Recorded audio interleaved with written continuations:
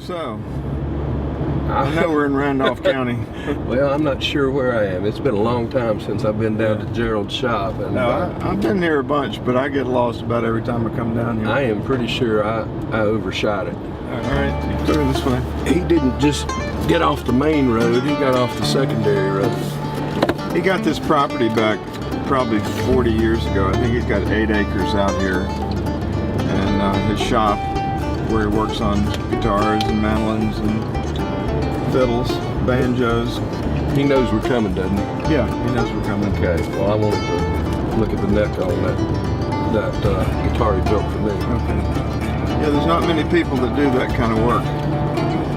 There's a fella down here, Harold Crisco, that Gerald learned from. I remember Harold. What a character.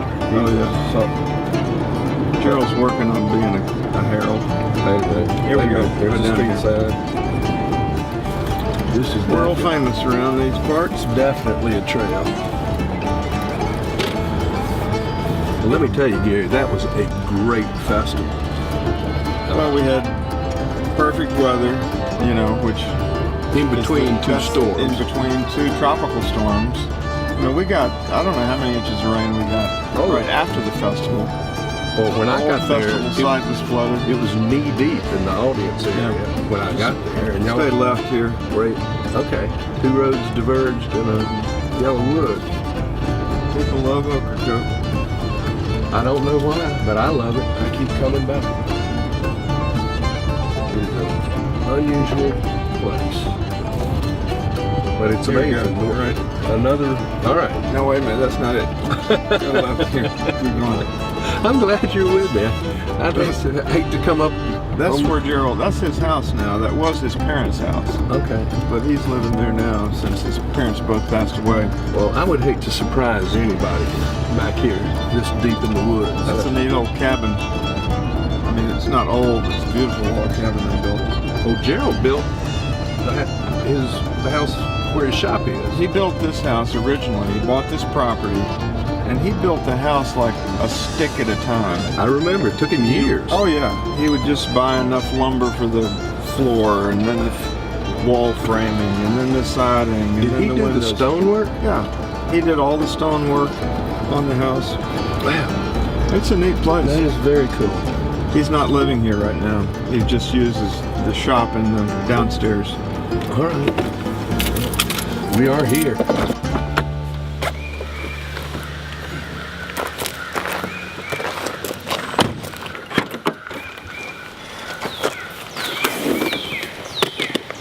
So this is the old Gibson Hamlin? 72. 72, okay. So what did you want him to do to it? I'm sure he hadn't seen it since he did all that work. Did we get through this door? No, he's got that door closed off. Really? Yeah, he's put some kind of equipment in front of that door. I've never been through this back way. See if the boy's here. Gerald. Yeah. Hey. Come on in. I'm here. We got Lewis. Hampton. Oh no, not Lewis. Oh dear. Oh dear. I'm here. Oh dear. Never fear. What kind of mess have you got yourself into now? Well, all the time in a mess, you know that. So what is this one? This is a little 0018 that has some. Got to do a neck set on it. Gerald, you didn't have to clean the place up for us. Oh, did I clean it up? Well, I'm sorry. I didn't realize it was clean. That was Good grief, you got a lot of stuff in it. Let me show you something. I like the don't be messing I like with the you. little specialty tools. There it comes. So this one's what year? 40 what? No, this is a 1961. And Small 0018. body. Yeah, some people. Is this a specialty guitar? Especially pink pearl eraser that we use. From the 2nd grade? I think that might have been from the 3rd grade. Gary told me that you used a fair amount of dental tools. Is there any truth to that? or medical tools of some description? Well, there's all types of. There's a wooden box down there with all kinds of dental tools in it. You know, Lord, don't careful now. Some of those in trouble here. Some of those are smart enough to. Oh my God! Look at that. Here. That is. Wait a minute. That is frightening stuff right there. Wait a minute. Oh, Gary, no, stop. No, I'm liking this part now. Oh, Wait a minute. Look at that. Wait a minute. Wait a minute. This is making my mouth hurt. And this is for. And this is for what? This is for working on guitars. I don't know what it's for. Wait a minute. Oh, I know what this is for. This is for those. Y'all quit messing with my toes. Come on, All right, man. put them back. Put them back. Inconvenient You're liable to place. tear something up. Don't be messing. You're liable to tear something up and won't be able to use it. Mercy, that is pretty interesting. So, are you working on a lot of Martins, a lot of old Martins for people in this area, right? Randolph County is like bluegrass mecca, right? Well, the center part of North Carolina has always been Lewis. Oh, there's my specialty tool. I'm sorry. I'll be stealing my stuff. These breech pins are a little tight. I'm gonna work on that. So when we were in college and we met Gerald at NC State, we had to make pilgrimages down here to Randolph County to learn about bluegrass. I I remember didn't know coming. anything about bluegrass. Yeah, you know, I was talking to Mitch about this, Gerald.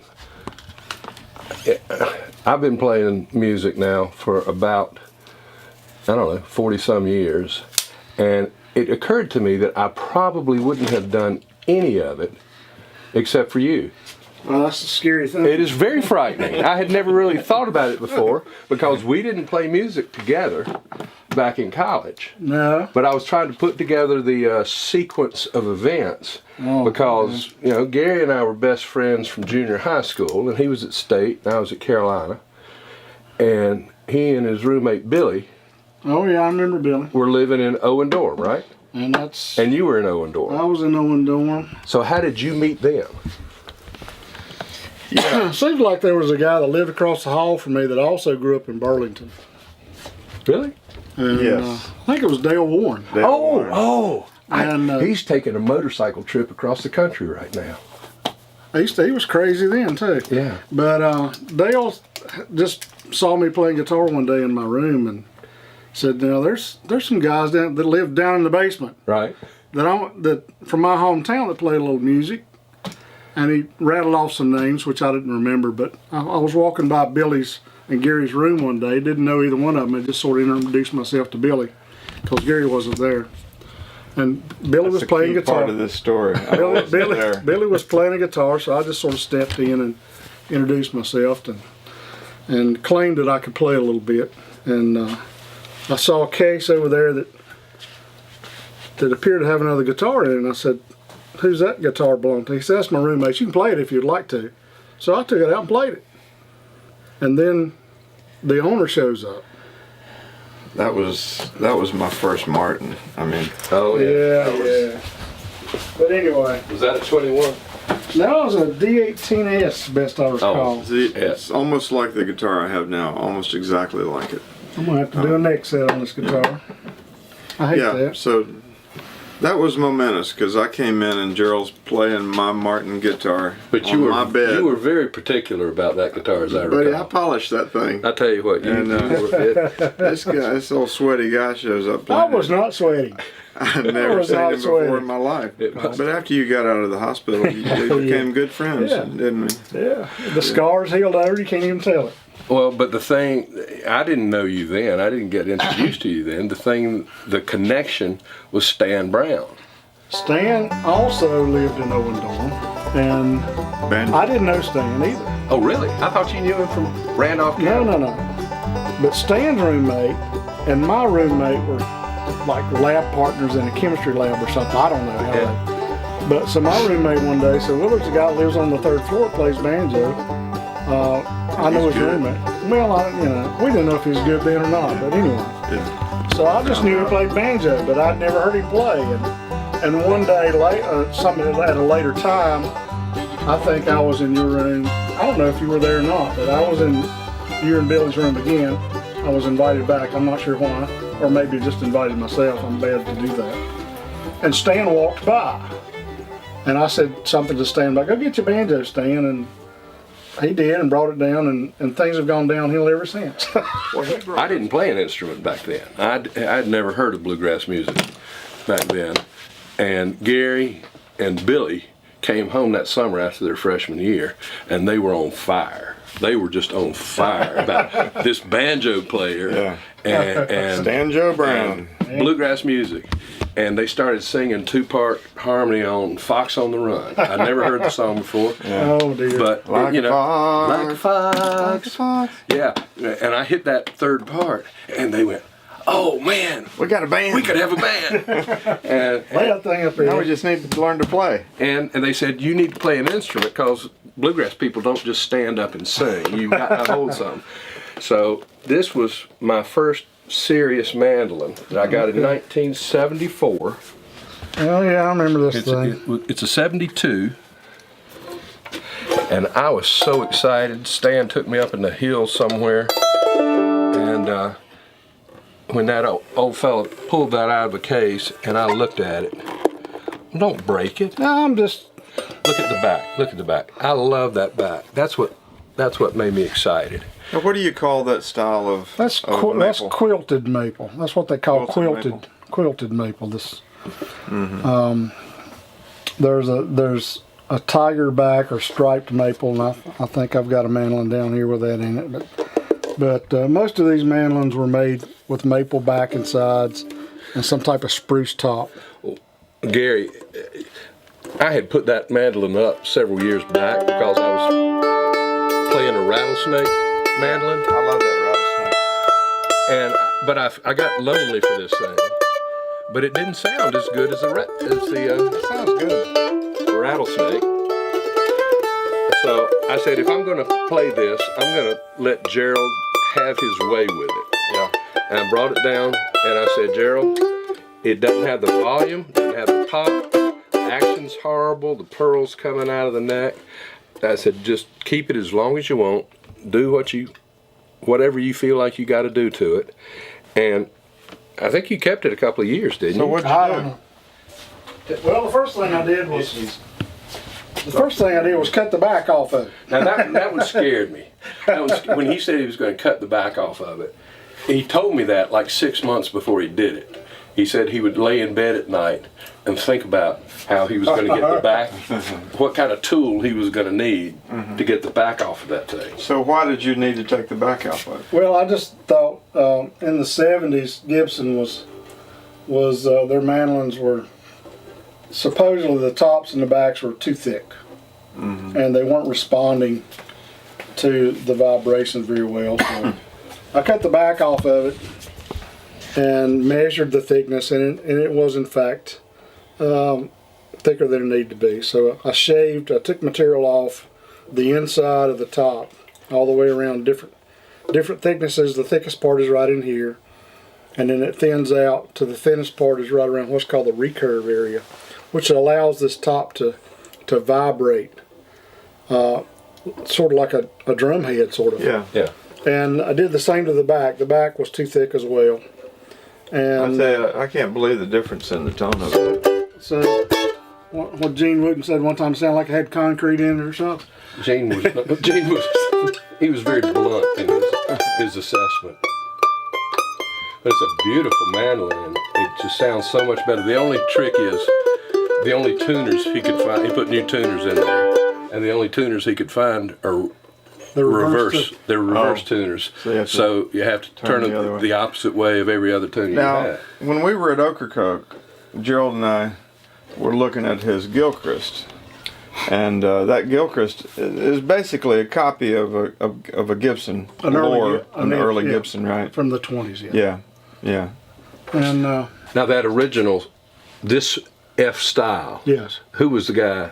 Who, Well, there was apparently there was a guy by the name of Lloyd Loar worked at Gibson, and he's That was been in the credited 20s? In the 20s, he was accredited for actually inventing the F5. At that point, the mandolins had an oval hole, and they did not have the the violin-shaped holes, and he was enamored by the violins from the 1700s and 1800s, how they vibrated and how well they sounded. So he was borrowing ideas influenced by violin makers.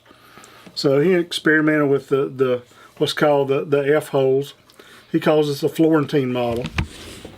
The scroll is strictly aesthetic. This you're talking about? Yes, and on all this was just visual.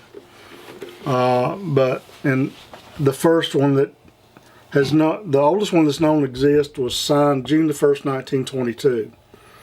And then he was employed at Gibson through December of 1924, and then was abruptly allowed to leave because supposedly he was experimenting with electrification of instruments. In 1924. In 1924, and Gibson wasn't going to have none of that. Yeah. Well, I want to show you this guitar that you built for Stan, that Stan sold me. With my permission. Yeah. Well, you get right. You get right. Possessive of your little babies, and this was the second one you ever built. I think it was the second dreadnought that I was able to put together, and it did not implode or explode or anything. All right, I want you to know that this, see this diaper. This was my son's diaper. I see the name That's on the this. shroud of. This is Shroud of Turin. from 20, almost 29 years ago. This was his hospital diaper, and last week I finally got around to washing it, so it's okay. It's okay. It's Jeez. okay. Oh, It's okay. But this is a We'll move this beautiful. case. Yeah, this is a beautiful guitar, and I am so happy with it. I am so happy with it. Now, it was like this when I got it, except Gerald claims it didn't have these scratches on it. No, I didn't have Right any here. And it had a different headstock. What is that thing right I don't there? know. Any rate, Don't worry I about it. searched for a long time to find that inlay. the symbol. Yeah, the ohm. I couldn't figure out I like that design. exactly what I wanted on there.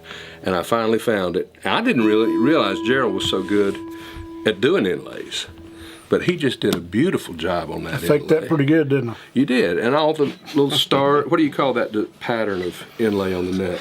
This is, well, it's partly that's a snowflake and what's called slotted diamond and slotted squares. These are what's called cat's eyes. This inlay pattern is a combination of about 3 different ones that I sort of borrowed from. Some of the old Martins had the snowflake pattern on them. Some of them. You and Stan had to collaborate on all this. Stan had to give permission for that, but it's Now this herringbone trim is also like the old Martins. yeah, that was a trim that came from the 1800s when Martin started building guitars. The marquetry came from Germany, and around World War II, because obviously we were at war with Germany, Martin couldn't get this inlay. So in 1946 and early 47, they ran out of this inlay, so they stopped using it. And so the dreadnought, this shaped guitar from the 30s and 40s and Martin up to 1946 are highly sought after, and some of them really sound great. But the ones that have the herringbone trim are sought out after a little more than the ones that do not. Even though the 1947 guitars are identical to the 46s, the ones with the 47 without the trim are worth several $1,000s less than the ones with the trim. Now the back and the sides of this thing came from the Martin factory. That's what I was told. The gentleman I got it from said this was old stock Brazilian rosewood. And Brazilian rosewood is special because of its resonance or because of its rarity? Both. The guitars built in the 1800s and early 1900s, Brazilian rosewood was readily available and used on a lot of model guitars.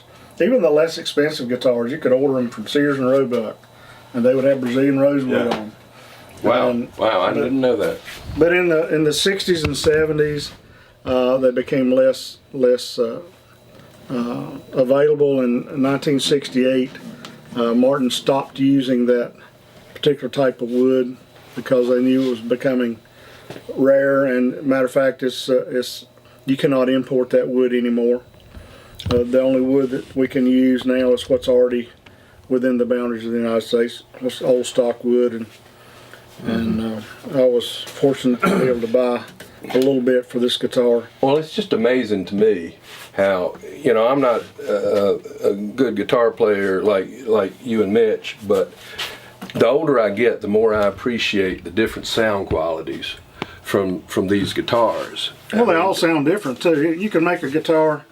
I know that one of the big proofs of that is you can take two guitars made by the same company. I know that a friend of ours had two guitars, consecutive serial numbers. Yeah. Stands, of course, had two of them that came from Greenville Guitars or somewhere. Consecutive serial numbers, same wood, or looked like the same wood. They sounded different. They were built on the same day. Our mandolins are only one number apart. Our rattlesnake mandolins, and they have a different sound. Oh yeah. But the Brazilian rosewood, or the rosewood guitars in particular, have so much more resonance in the low notes. And well, they also have a little brighter sound in the high end too. A little brighter. I gotta get you a better pick. Yeah, let's see if we can't get a real pick. I thought you liked a stiff pick. Oh, I do. Yeah, but we gotta get a real pick. Green thing. Deer logs on here. Oh my God. Came in my Cracker Jack box. Doesn't sound too bad, does it?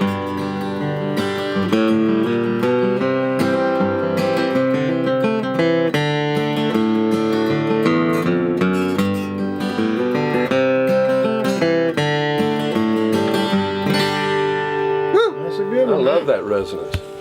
See that pick sounds any different. I gotta get one of these. Oh, come on.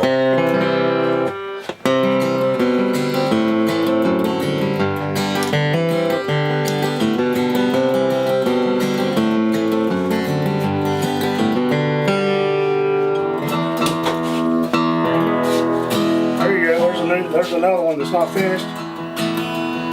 Is this from the same? That's a lighter. It's Brazilian, but it's not quite as matched. You're not doing this one for Stan, are you? I hope not. The back is a slightly different color than the sides because it did not come out of the same log. Yeah.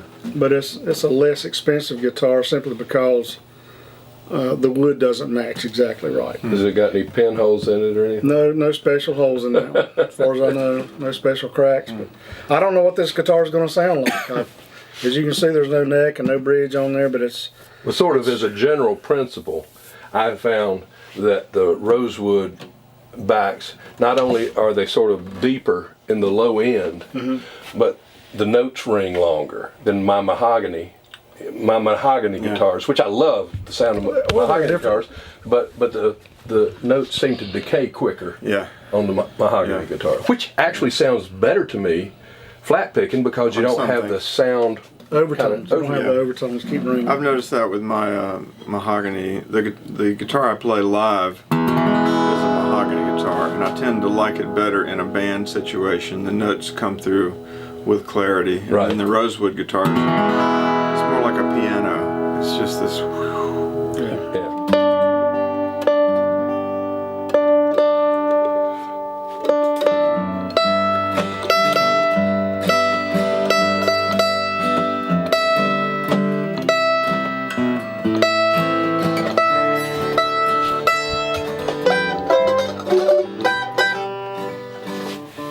Sit down over here. Oh, what are we gonna do here?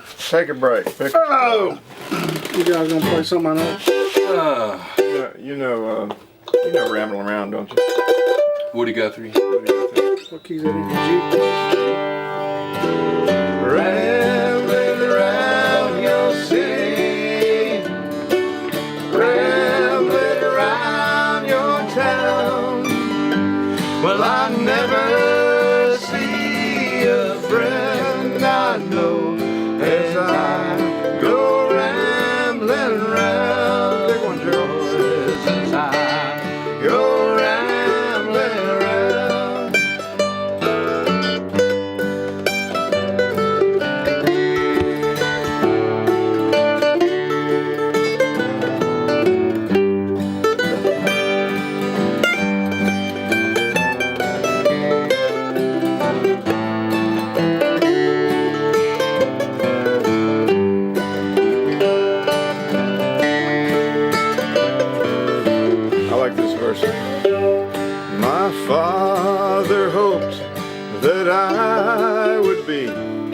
someone who had a dime, but I am just a refugee as I go rambling round, boys, as I go rambling round, rambling round your city, rambling round your town. Well, I never see a friend I know as I go round and round, boys, as I go rambling round. Well, it was nice. That's a good one. I tell you what, I mean, I love the haunting loneliness of that song, but coming here today just makes me appreciate friendship and how long and how strange our little circle has been, and here we are together. 40-some years. Here we are together again. 40-some years. We're putting up with each other. I don't like y'all, so I'm leaving. Yeah, All right. that's just too bad. All right. I'm just gonna carry this one home with me if you don't mind. Well, just leave me a stack of hundreds on the table. I'll count them later. A big stack. Well, Big stack. the top one will be 100. I can't Yeah. vouch for anything underneath that. That's fine right there. The stack needs to be about halfway up. About halfway up. Halfway up the side. Halfway up the side. You got my diaper, Gary? No. No. Hey, the diaper. this is the most important part of the packing process. What's that diaper? Is the diaper. There you go. I need a diaper. Well, I mean, for my that guitar. means For my guitar. At our age, that's what I not mean. funny Yeah, anymore. For my guitar. You know, Boys, I hate Okay. to break this up, but I got to get back to our truck. Oh, you got a ferry to catch? I got about a 8-hour trip from here. Oh, my goodness. Gerald, good to see you. don't forget your case that I fixed. Oh, No. is that done? My case. Your case is over there. Okay. Case. What do I owe you? Well, you can't afford it, so we'll settle up next time. We'll settle up next. Give me that $5 bill right there. Gerald. Wait a minute. That was my favorite 5. All right, you have it back. All right, Hampton. We'll see you guys later. All right. It's always a treat to come. All right, I'll be back. Moving up. Take care. Talk to y'all later. See you later. No problem. Hey, I know. Yeah, right. A little bit. All right.